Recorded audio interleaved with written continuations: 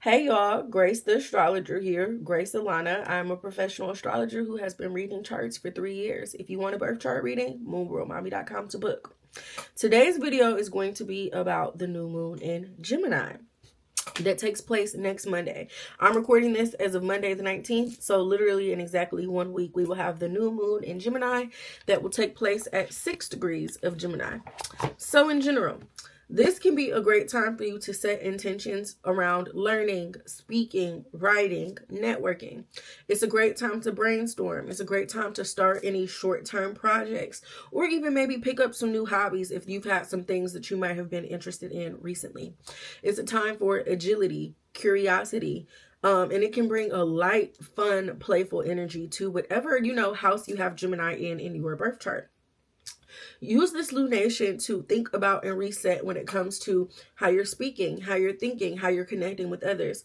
If you need to rewrite a message, do that. If you need to change your mindset, heal a relationship with a friend or a sibling, work through communication issues that you have with somebody, or even, if you're a writer, if you're in education, if you've been having writer's block or something like this, like now is the time to really reset in those areas. Again, it can be a really good time to reach out to somebody, to make a new connection, to refresh your online presence. It's a great time to even set goals related to marketing, publishing, studying. Gemini is also a sign that's associated with like duality and twos. So this new moon can even, in a sense, potentially bring a fork in the road that can maybe force you to have to make a choice between two paths, two people, two perspectives. And I would say, all in all, you really want to be mindful of scattered energy. This energy can make you start 5 things, but not finish a single thing at all. You want to ground your intentions with clarity, or else, what you're trying to manifest is not going to come to fruition. And the reason why I mention manifesting, I get a lot of questions about like manifesting, spell work, things like that, setting intentions. Me personally, I'm always going to advise you to do your manifestations, to set your intentions. If you want to time them with the moon, you want to do it during the new moon, because the new moon is the beginning of the lunar month. And it's a reset. It's the time, and even just in general, when you think about beginnings, it's a fresh start. It creates the opportunity for you to do something, to make something happen. So you want to align your manifestations and intentions with the energy that is most productive. Whereas you don't necessarily want to manifest or set intentions during a full moon, because that's the time of the month where you're trying to release, you're trying to let go of things, not necessarily to bring something into fruition. Now, the new moon is going to make a few aspects. It's going to be conjunct Mercury. So this really puts an extra emphasis on the mercurial energy of this lunation, because not only does Mercury rule Gemini, but Mercury is going to be conjunct this new moon. So it's a part of the whole cycle. And I have to double check to see exactly when that Mercury Kazemi is, but fuck around and be the same day. But this can make you sharp. This can make you articulate. This can make you full of ideas. It favors speaking, writing, negotiations, and launching anything tied to communication. You can set your goals with precision and detail. You can sync your logic with your intuition, because remember, the moon is the planet that represents intuition, whereas Gemini and Mercury, even in itself, like Mercury is the planet that represents writing, thinking, speaking, communication. It's a very logical, intentional sign. And with this new moon taking place in a mercurial sign, it can be a really good time for you to blend the energy of logic and intuition. And this can make it really an easier period for you to express the things that you want, and again, to go after them. And the new moon is also going to be in a trine with Pluto. So whatever you say or put into motion now can definitely bring a lot of transformative, restorative energy, whether that is, again, your mindset, a message, a connection. This can bring focus and deep psychological depth to this transit as well too. So this is an excellent time for digging into research, to unearth hidden truths, to set long-term goals that are supposed to be impactful as well. And 1 second, I have to pull up the next phase of my notes. Okay, so again, like I said, this is the time of the month. The new moon is the time of the month to set intentions, to manifest, to make things happen, to put things into fruition. So even in general, when you think about what you should be doing during this lunation. Set intentions related to communication, writing, teaching, learning. If you have any short-term projects or ideas that need mental clarity, and maybe you might have to be adaptable or flexible, this energy is productive for that. It could be a really good time to start a journaling process. To start a journaling practice, rewrite your goals, your bios, your branding, your public image on social media, things like that. It's a great time to have important conversations, because this energy can be primed for mental breakthroughs and understandings. Even when it comes to the moon, being an intuitive sign, like I said, this is a great time to combine intuition and logic. So you could use divination, dream work, intuitive or spiritual downloads, journaling, connecting with yourself in that sort of way, meditation, so that you can have insight into your thought patterns, have insight to the way that you operate, communicate, express yourself, so on and so forth.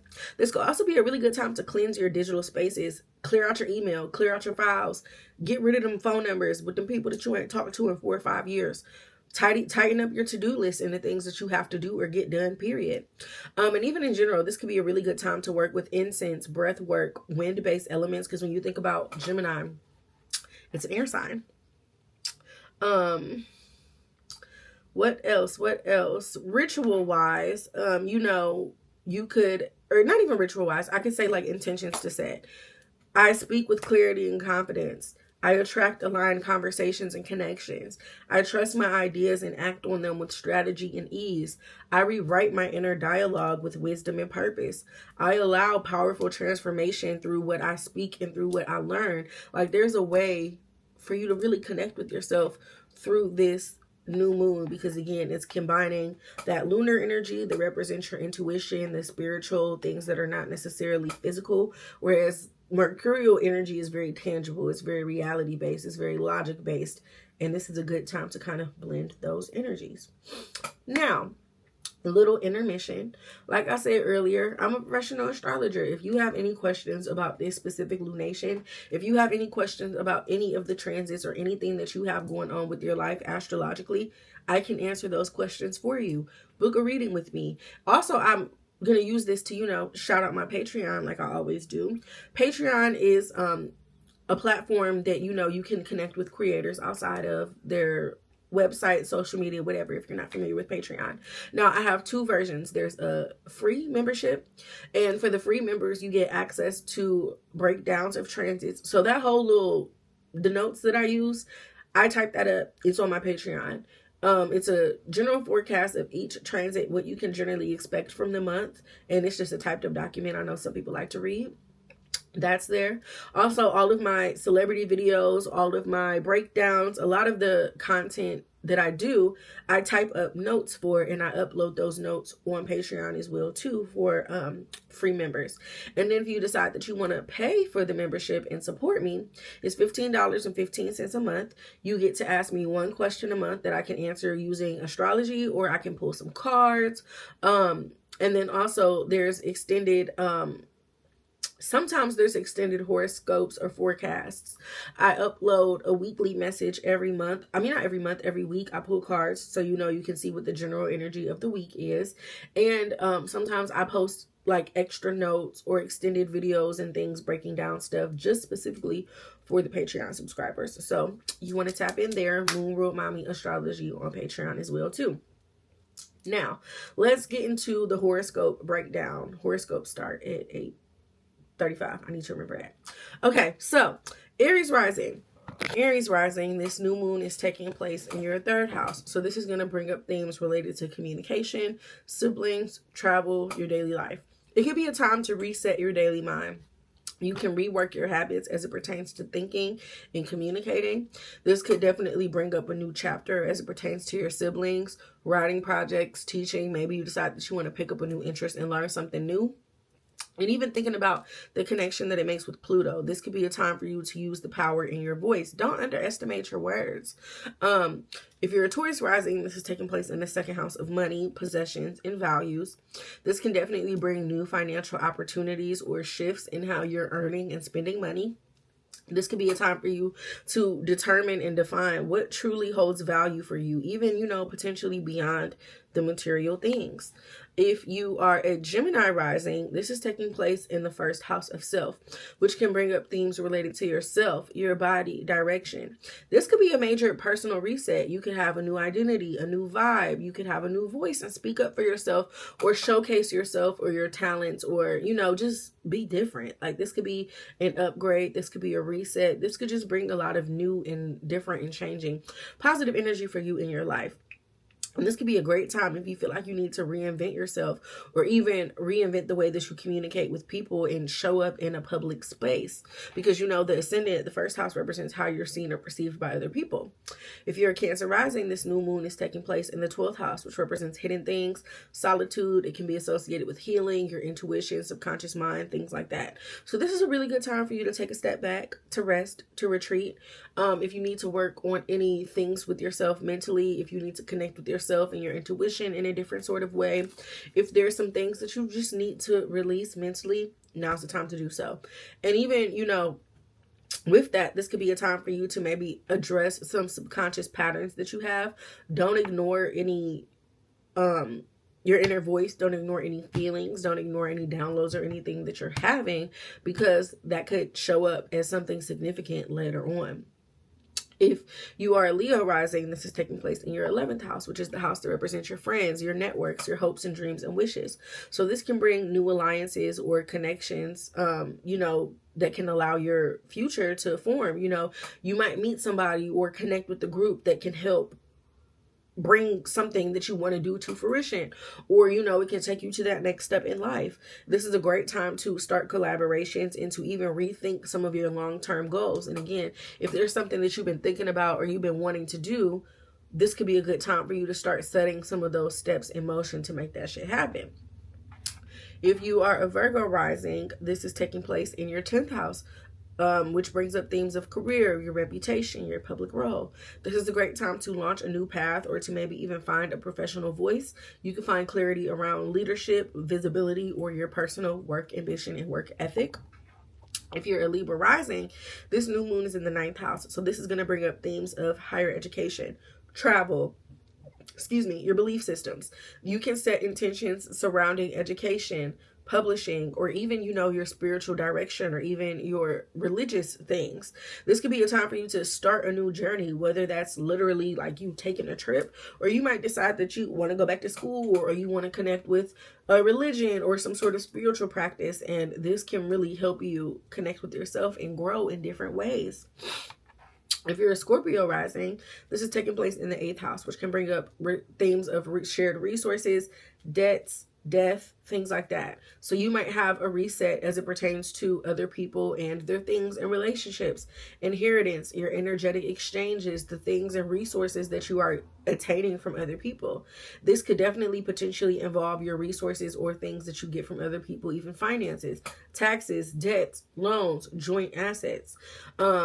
And this could also be a time for you to connect with yourself on a deeper level, because the 8th house is the house that represents your psyche. The 8th house is a house that can be associated with trauma, healing, fears, wounds, insecurities. And with this new moon, this could be a time for you to address some of these things and, you know, move on, create space for better thoughts and ideas and vibes and whatnot. If you are Sag rising, this is taking place in the 7th house of partnerships, contracts, agreements.